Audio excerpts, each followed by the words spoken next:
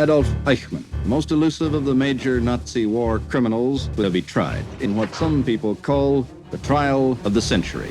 אתה מודה שאתה שותף לרצח של מיליונים יהודים. Da blieb mir ja nichts anderes übrig, da musste ich gehorchen, was befohlen war.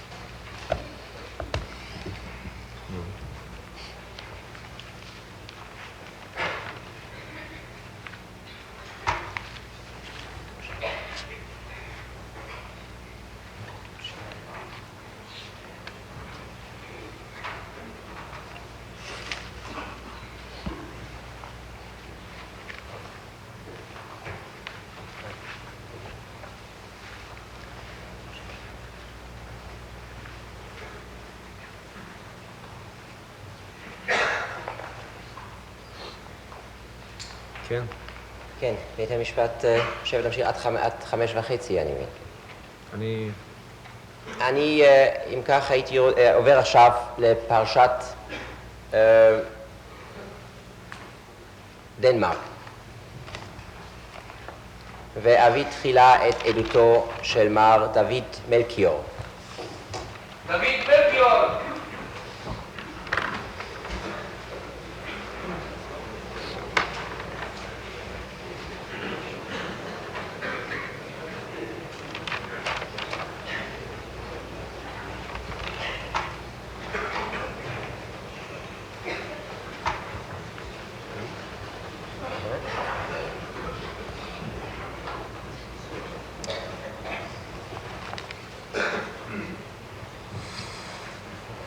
שים את ידך הימנית על התנ"ך. אתה מדבר איתי. אני נשבע באלוהים. אני נשבע באלוהים. שעדותי במשפט זה. שעדותי במשפט זה. תהיה אמת. תהיה אמת. כל האמת. כל האמת. ורק האמת. ורק האמת. מה שמך המלא? ורנר דוד מלכיאור. ורנר דוד מלכיאור. כן. איך אתה כותב מלכיאור? בכף? בכף, כן.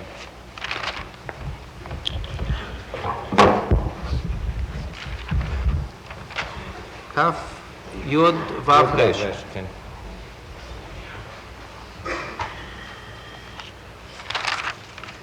כן, בבקשה. ענה לשאלותיו של מבט. אדון מלכיאור, ממתי אתה בארץ? הגעתי לראשונה בינואר 46. אתה בילית את ילדותך בקופנהגן שבדנמרק. לרוב, כן. וגם הוריך גרו איתך שם. כן, מספר שנים אבל בגרמניה, איפה שאבי... אולי תרים את קולך קצת מספר שנים היינו בגרמניה, כאשר אבי היה רב בבויטן במשך שנים מספר. איפה? באיזה מקום? בויטן. אביך למעשה מ-47 משמש כרב ראשי לדנמרק? כן.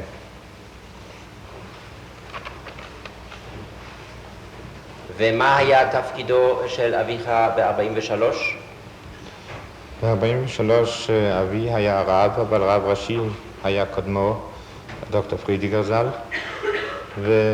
מה היה השם של הרב הראשי הקודם? דוקטור פרידיגר. פרידיגר. ולאבי היו תפקידים שונים בקהילה. אחרי מעצרו של דוקטור פרידיגר, יחד עם בנו ב-29 באוגוסט 43, אבי היה רב ראשי בפועל.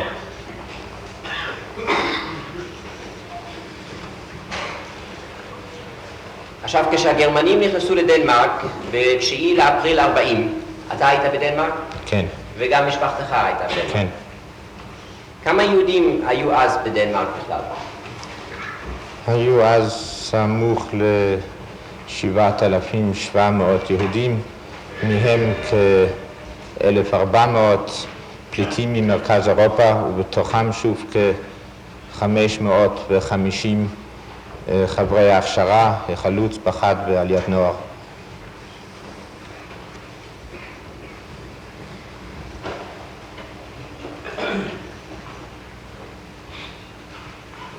מה היה היחס בין יהודים אלה ובין תושבי המקום? חיינו כשווים בשווים בהחלט עם תושבי יתר האוכלוסייה, עם מגע בכל שטחי החיים. עכשיו, בשלב הראשון לאחר כניסת הגרמנים, כן.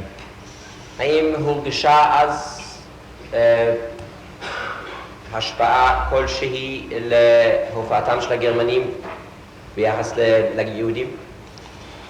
לא בנפרד ביחס ליהודים. כמובן שלפחות בחלק מהחוגים היהודיים הייתה עצבנות רבה יותר. זה שוב פעם בדירוג מסוים, באופן מיוחד כמובן בין הפליטים, ויותר בין בני המשפחות שבאו לדנמרק ממזרח אירופה בעשור הראשון של המאה הזאת, וכמעט ולא בין המשפחות הוותיקות המושרשות במקום. מה היה היחס של הגרמנים כלפי הממשלה הדנית בשלב הראשון?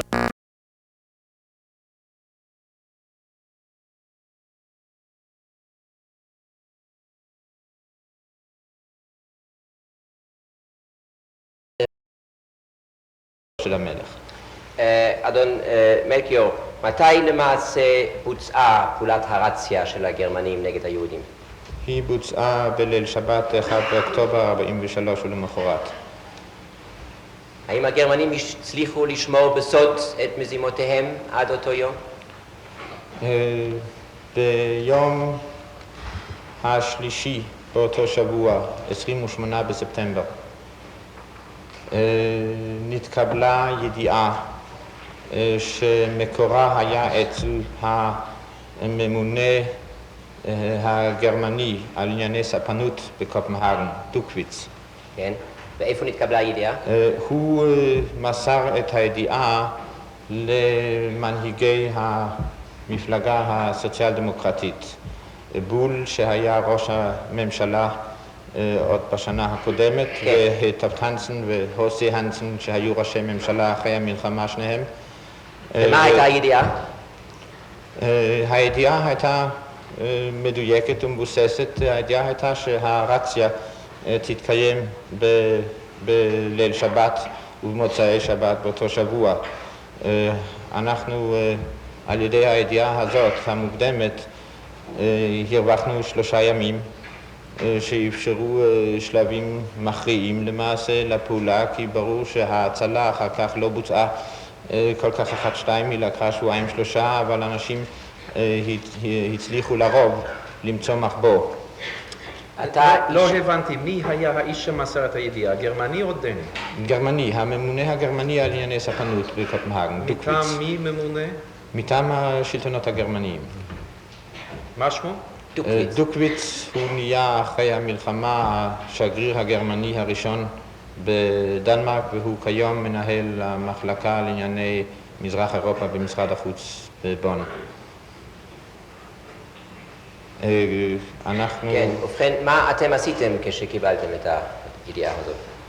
היו מנהיגי המפלגה הסוציאל דמוקרטית בעצמם ועל ידי שליחים התקשרו עם היהודים. זה היה באותו יום שלישי אחרי הצהריים, והיו אפילו אז יהודים שסירבו להאמין, אבל ניתן להם להבין שלאנשים הדנים שקיבלו את הידיעה היה אמון רב במקור שלהם, ואפילו אלה שלא יכלו פשוט לעכל את הידיעה שדבר כזה יתרחש אצלנו, נאלצו לפחות לנקוט באמצעי זהירות שהיו דרושים הדבר היה חמור במיוחד משום שלמחרת ביום רביעי היה ערב ראש השנה, וההודעה הפורמלית ניתנה אם כן בבוקר ביום רביעי על ידי אבי בבית הכנסת,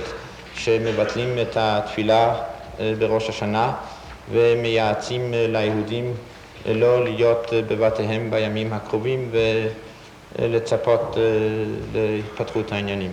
כן. עכשיו תאמר לי מר מייקמן, סליחה, מר מייקיו,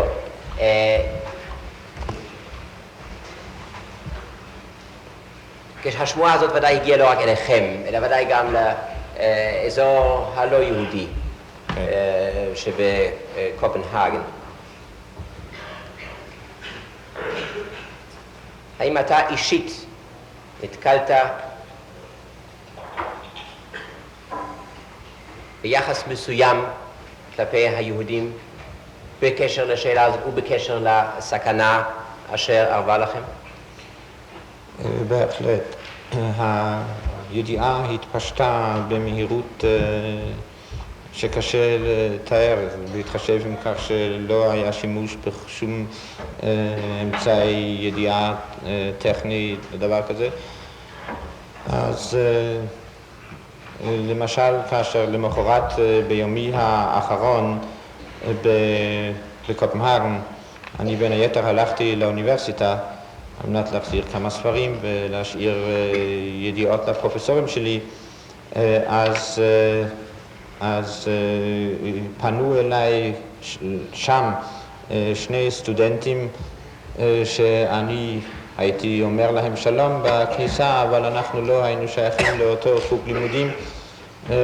ניגשו אליי בנפרד ביוזמתם הם ואמרו לי במילים פחות או יותר זהות, הבט, אנחנו יודעים מי אתה, אנחנו שומעים כל מיני שמועות, איננו יודע מה מידת האמת שבהן, אבל במקרה שיש דבר כלשהו שמתקבל על דעתך שנוכל לעשות בשבילך או בדרך כלל, אז דע לך ששמנו כזה וכזה ואת הכתובת שלנו תמצא בקטלוג של האוניברסיטה ותתקשר בהתאם לצורך. זה קרה פעמיים במשך 10 הדקות שבסך הכל הייתי באוניברסיטה. אנשים שאפילו לא הכרת אותם. היינו אומרים שלום בפתח כשהיינו נפגשים, רואים אלה במשך 3 שנים שלמדתי עד אז. עכשיו תאמר, כשהרציה בוצעה, מה היו תוצאותיה? תוצאותיה היו באופן פרופורציונלי. ברור שלגבי אלה שנפגעו זה לא היה דבר קטן. באופן פרופורציונלי היו דלות מאוד, נתפסו בסך הכל דומני 472 נפשות. מתוך כמה יהודי קופנהגן? מתוך סמוך, דנמרק כולה. אז זה דנמרק כולה? בדנמרק כולה, מתוך 7,700 בערך. כן. כן. האנשים האלה שנתפסו נשלחו לטרזינשטט, ובשוודיה, איפה שהיינו אנחנו היתר, היה ידוע שההתעניינות הדנית בגורלם לא פסקה בגירושם, להפך ב-44 הייתה משלחת בשם המלך על מנת לראות מה מצבם. ידוע היה שהם קיבלו את החבילות שנשלחו אליהם גם על ידי משרדי הממשלה בדנמרק, והם עד כמה שלי ידוע הקבוצה היחידה של יהודים שלא נעשו שום מעשי אלימות נגדם במאסרם. היה מעין פרדוקס בכך, כי בשנת 44 כאשר פירקו את המשטרה הדנית וגורשו מספר גדול של שוטרים דנים לבוכנוולד ונוינגאמה ומתו שם תחת עינויים, היהודים המגורשים האלה מדנמרק נשארו בחיים, נפטרו בטרזינשטט בערך 50 נפשות מהם, באף מקרה לא כתוצאה משימוש בכוח גופני. מספר גדול מאלה שגורשו היו אנשים בגיל די גבוה, בין היתר משום שפינוי מושבי הזקנים לא הצליח משום משהו. כן, כשאנחנו מדברים על זקנים, אתה הכרת אישה בשם טקסרה. טקסיירה, כן. טקסיירה. טקסיירה, כן. אישה בת 102, אז. כן. יש לדבר הזה חשיבות בכם במסמכים שאני אגיש. יהודייה? כן. כן, היא יהודיה ממוצא ספרדי, כמו חלק גדול. היא הייתה שכנה של הסבתא שלי במושב זקנים, ואני הייתי רגיל להיכנס אליה פעם בשבוע. והאישה הזאת לא נתפסה והסתתרה. כן, הדבר הזה. כן. היו מקרים בודדים שהסתתרו בקופנהגן ונשארו כל הזמן. היו גם שני יהודים לפחות שבאופן פחות או יותר רסמי נשארו. אחד מהם פרופסור ורברג, רופאו של המלך, והשני מנהל הבנק הממלכתי. עכשיו, מר מקיו, אתה אישית, איך נמלטת? הוחלט אצלנו בלילה, בליל יום רביעי, שהמשפחה, זה היו ההורים ואנחנו 5 ילדים, ניסע לקומר ממכרי אבי באחת מערי השדה. בבוקר ביום רביעי אני יצאתי על מנת להזהיר חלק מהאנשים שעליהם היה לנו ידוע שהם סומכים שלא יקרה שום דבר, ושדווקא בימים האחרונים אבי העביר מפי מנהלי משרדי הממשלה הדניים שאין שום סכנה. אז אני כבר בבוקר השכם יצאתי לדבר הזה, והאחים שלי אחרי שהיו בבית הכנסת עם אבי יצאו לאותו הדבר. תוך כדי הסיבוב שלי דיברתי עם מכר אחד שדיבר על כך שלא הייתה אפשרות לעבור כבר באותו יום בסירה לשוודיה. לדבר הזה היה אז אופי ניסיוני, ולא היה עוד בכלל ידוע על ההתפתחות הדרסטית של התנועה הזאת בשבועות הקרובים. היה בינינו בבית ויכוח בכלל האם זה מן הראוי שאנחנו 5 נפשות נצא ביחד למקום אחד, אבל מאידך חשבנו שזה ירגיע את כולנו אם אנחנו נהיה ביחד ותהיה הרגשה הזו שכל אחד יודע מה עם השני. אני בכל זאת באתי הביתה עם הדבר הזה, ב-12:30 בערך היינו צריכים לנסוע עם הרכבת. אני באתי הביתה. לאן, איפה היה גר הכומר הזה? באחת מערי השדה, על יד אחת מערי השדה כ-80 קילומטר מקופנהגן. אז ארזנו רק את הדברים הכי חיוניים, מברשת שיניים ותפילין וכו'. אז על מנת שלא לעורר תשומת לב מיוחדת, אני באתי הביתה ודיברתי על האפשרות הזאת, ובאותו זמן עוד תוך אי יכולת להשלים עם העובדה שתהיה ממש רדיפה בדנמרק, נחשב זה אז עוד כהדבר המפוקפק יותר, אם לא המסוכן יותר. אבל הגענו למסקנה שבמקרה שבכל זאת יקרה משהו, יכול זה להיות טוב אם יצליח מישהו לעבור לשוודיה ואולי שם לנסות לפעול, לארגן פעולות כלשהן, והוחלט שאני אסע. ובאיזה צורה הגעת? אחרי שבצהריים נפרדתי מהמשפחה בתחנת הרכבת, אני באותו לילה בסירה קטנה שמלבד 2 הדייגים היה במקום ל3 איש, עברתי במשך כ2.5 שעות. אז היו כל כך לא מוכנים לזה שהדייגים חששו שהשוודים יחרימו את הסירה וביקשו מאיתנו לקפוץ למים כ300 מטר מהחוף, וגם עשינו כך, והשוודים גם כן לא היו עוד בכלל מוכנים לדבר. לא היה להם מקום לאן להביא אותנו אלא לתחנת המשטרה, ונשארנו עם הבגדים הרטובים כל הלילה, עומדים שם עד שבבוקר נמצא פתרון. מר מקיו, איך הצליחו הוריך להימלט מדנמרק? איך הגעת לשני הדייגים האלה? העניין היה בכך שלאחד מהמכירים שלי שהיה בעל בית עסק, הייתה לו מזכירה, והמזכירה הייתה מאורסת עם אחד מהדייגים. טוב, עכשיו אנחנו יודעים גם את זה. זו למעשה הדרך אשר בה הלכו כל הדברים. כל אחד הכיר מישהו שהכיר מישהו, אנשים מסרו ידיעה על הימצאם של אנשים, לפעמים היה הקושי דווקא שידעו על אנשים ועל קיומם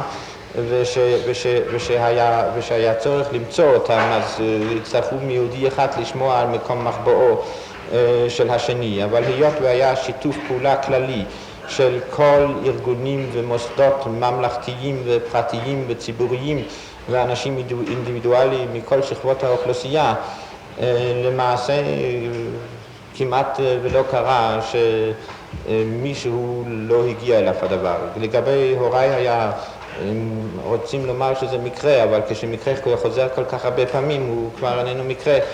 פשוט בנו של אותו כומר היה סטודנט בקופנהגן והשתייך לאחת מהחוגים שעסקה בדברים האלה.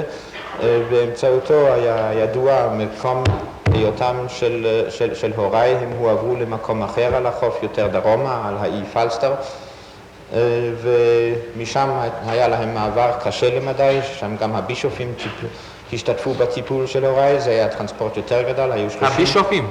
סליחה? מה אמרת? הבישופים. הבישופים. כן. גם כן השתתפו באופן פעיל בפעולת אבל לא היה גורם, המשטרה הדנית בעיקר, המשטרה הדנית במקרים מסוימים סגרה את שטח החוף שממנו היו צריכות לצאת סירות, ערכה כאילו חיפוש אחרי נשק של המחתרת ולמעשה רק סגרה את הגישה. במקרים נסעו אמבולנסים עם היהודים עד המקום שבו הם, בחוף שבו הם היו צריכים לעלות על הסירות וכו'. הטרנספורט של הוריי היה טרנספורט קצת יותר גדול מאשר הדבר הקטן שלנו. כמה היו שם? 30 נפשות והייתה נסיעה קשה, 17 שעות היו בדרך, אבל הגיעו בשלום כ10 ימים אחרי לשוודיה.